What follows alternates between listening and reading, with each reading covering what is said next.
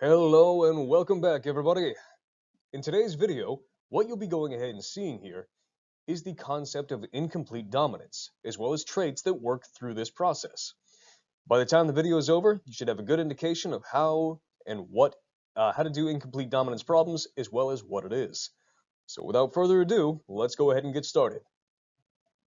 So what it is, incomplete dominance, or traits that are controlled with incomplete dominance, is where neither allele is fully dominant over the other. So the hybrid actually results in a blend of both phenotypes. So things to remember here.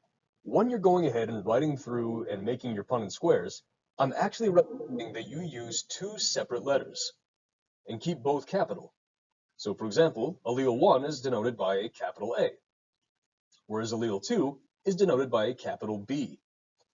So I would recommend using two different letters and keeping them capital because remember, no trait or variation is dominant over the other.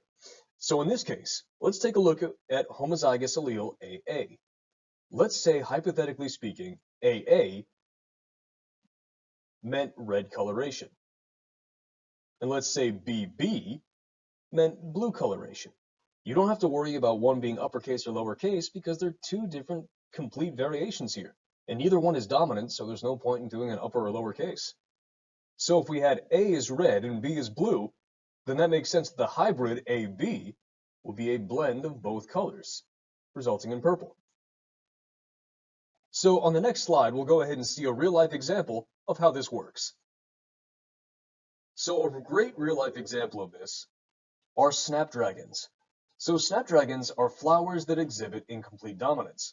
If you went ahead and crossed a purebred white snapdragon with a purebred red snapdragon, the offspring would all be pink, which, like we said before, makes sense because this is a blend of both phenotypes. The phenotypes red and white blended together would result in pink.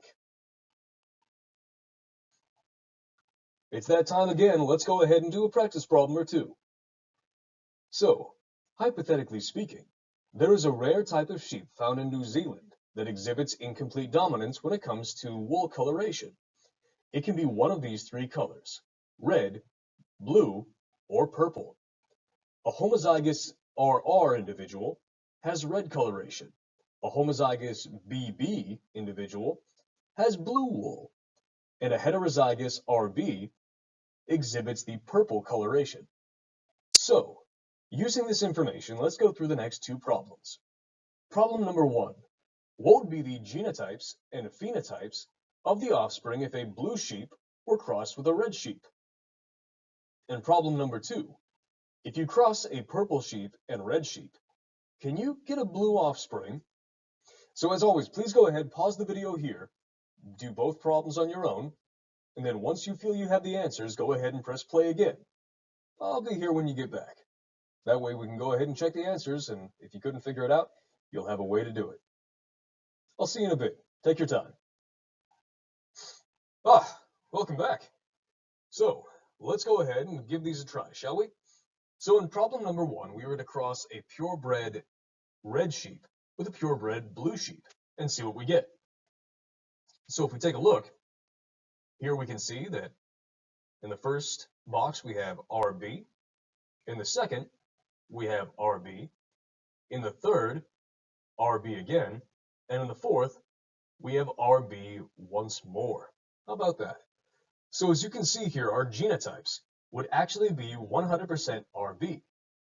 And if our genotype was 100% RB, with RB being the only variation or trait shown, the allele combo, that means our phenotype would have to be 100% purple. Now the second problem, crossing a red sheep and a purple sheep. Can you get a blue sheep? Well, let's take a look. So in our first box, we have RR, with the red sheep being on top, the purple on the left.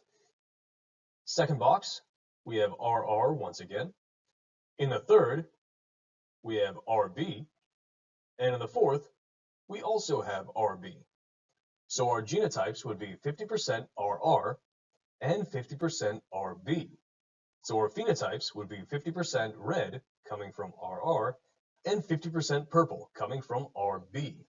So unfortunately, It seems as though blue could not be produced if you go ahead and cross a red sheep and a purple sheep. I know it's a truly sad time, but don't worry, you'll get through it. So, that's going to go ahead and close up shop for today. If you have any questions about this, please go ahead and ask your instructor. They'll put you on the right path. So until the next time we meet, take care of yourself, have a wonderful day, and I will see you in the next video.